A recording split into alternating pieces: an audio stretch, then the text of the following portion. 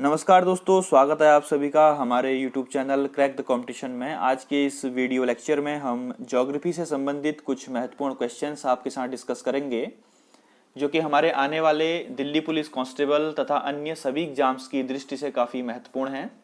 सभी क्वेश्चंस आपको बाइलिंगुअल हिंदी और इंग्लिश दोनों लैंग्वेज में अपीयर होंगे और इनकी PDF के लिए आप हमारे टेलीग्राम ग्रुप या फिर व्हाट्सएप ग्रुप को ज्वाइन कर सकते हैं, जिनका लिंक डिस्क्रिप्शन बॉक्स में दिया हुआ है। दोस्तों, ये सभी क्वेश्चंस प्रीवियस ईयर के SSC और दिल्ली पुलिस के पेपर से लिए गए हैं, इसीलिए सेशन को अंत तक देखिए और अधिक से अधिक अपने ग्रुप्स में शेयर कर दीजिए ताकि सभी को इसका बेनिफिट मिले। तो शुरू करते हैं आज का पहला प्रश्न। तो दोस्तों, पहला महत्वपूर्ण प्रश्न है, an artificial harbour located on the east coast of India. तो निम्नलिखित में से कौन सा भारत के पूर्वी तट पर स्थित एक कृत्रिम बंदरगाह है?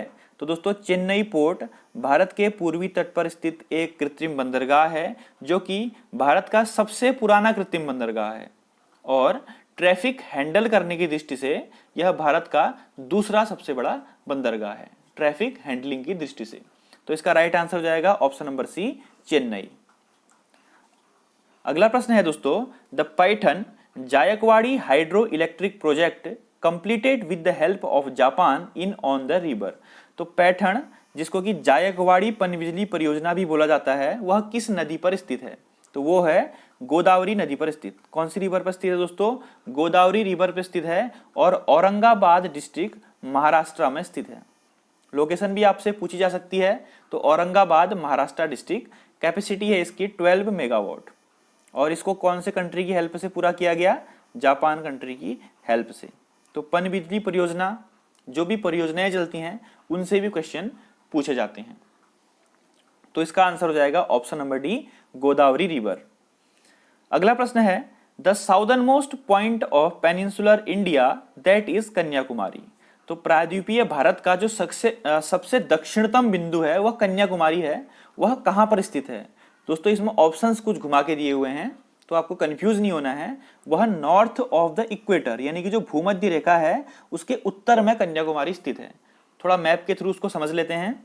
दोस्तों, यह है इक्वेटर, यानी कि भूमध्य रेखा, जो पृथ्वी को दो बराबर हिस्सों में डिवाइड करती है। उत्तरी भाग को कहते हैं नॉर्दर्न हेमिस्फीयर, दक्षिणी भाग को कहते हैं साउदर्न हेमिस्फीयर। ठीक है, यह है दोस्तों इक्वेटर की लाइन और इसके ठीक नॉर्थ में आप देख सकते हैं, यहां पर है इंडिया का सबसे साउदर्न मोस्ट पॉइंट कन्याकुमारी। तो कन्याकुमारी कहां पर स्थित हो गया? इक्वेटर के नॉर्थ में।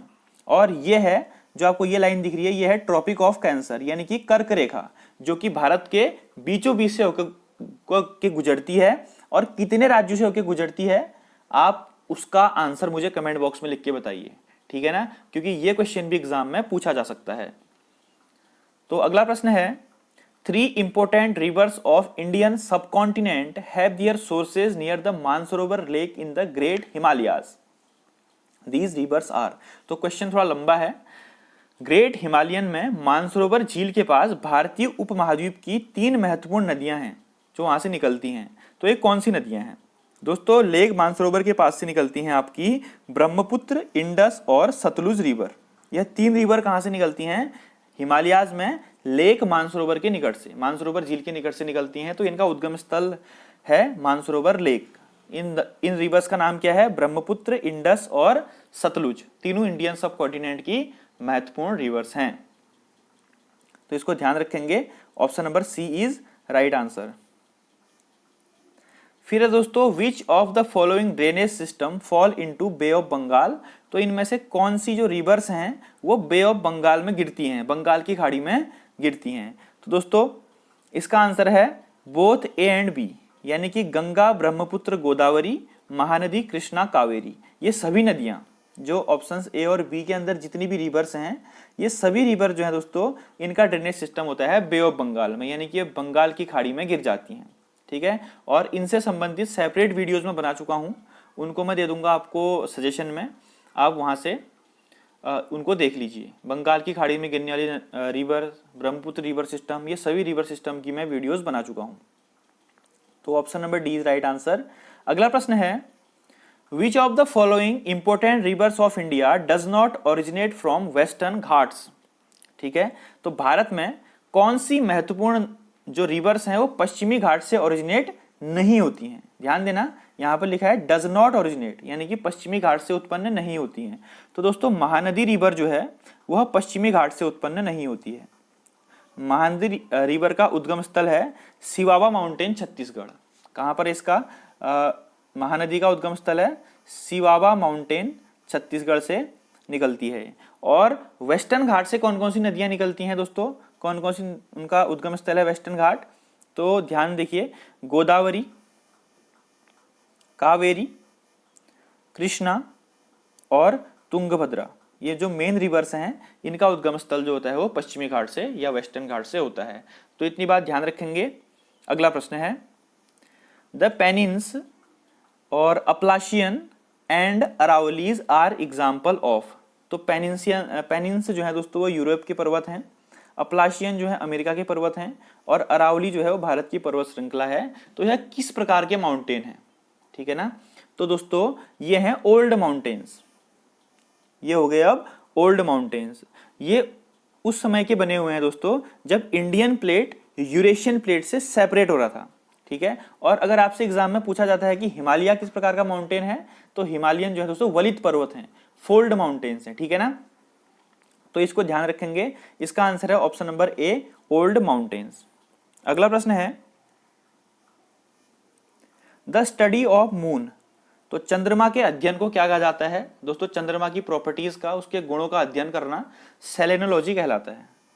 कई बार स्टूडेंट क्या करते हैं, यहाँ पर मूनोलॉजी लिखा है तो उसमें लगा के आते हैं, लेकिन चंद्रमा के अध्ययन को सेलेनोलॉजी कहा जाता है। ऑप्शन नंबर 20 का राइट आंसर है। ध्यान रखेंगे, बहुत इंपॉर्टेंट क्वेश्चन है, पूछा जा सकता है।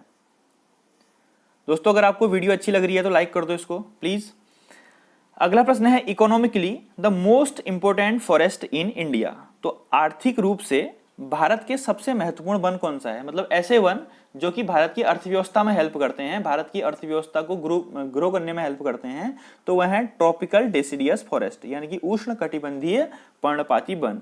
दोस्तों उष्ण कटिबंधीय जो पर्णपाती वन होते हैं वहां पर साल, टीक, रोजवुड, चंदन यानी कि सैंडलवुड, सीसम इत्यादि के बहुत कीमती जो हैं वो पेड़ होते हैं, जिनसे कि हम रेलवे ट्रैक, बिल्डिंग, फर्नीचर उद्योग और इनको हम बाहर के देशों में भी क्या कर सकते हैं, बेच सकते हैं, जिससे हमारे देश की क्या होती है, इनकम होती है। इसीलिए इकोनॉमिकली जो मोस्ट इंपोर्टेंट फॉरेस्ट हैं वह है ट्रॉपिकल डेसिडियस फॉरेस्ट, उष्ण कटिबंधीय पर्णपाती वन।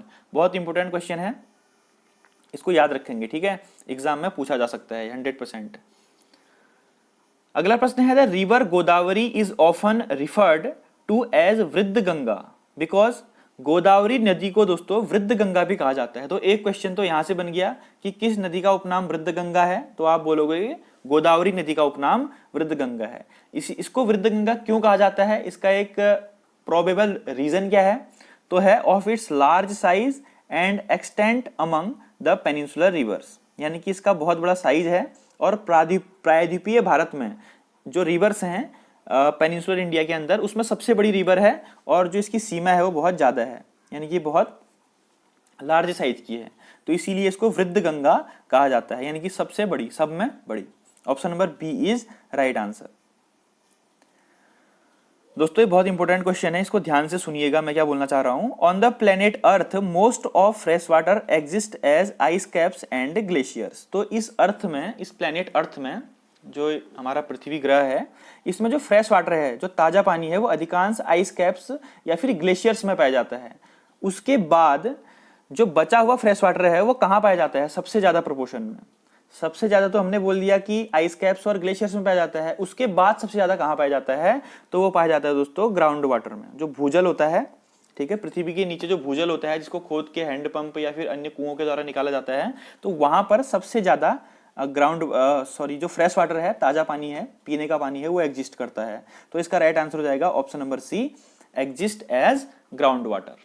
तो उम्मीद करता हूं आप इस क्वेश्चन को समझ पाए होंगे। अगर कहीं पर भी कोई डाउट आता है तो प्लीज हमें कमेंट बॉक्स में जरूर बताइए।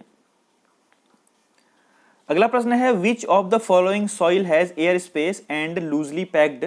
तो किस मिट्टी में बहुत ज्यादा एयर स्पेस होता है और ये लूजली पैक होती है? ठीक है ना, टाइटली पैक नहीं होती है, लूजली पैक होती है। तो ये है दोस्तों सैंडी सॉइल।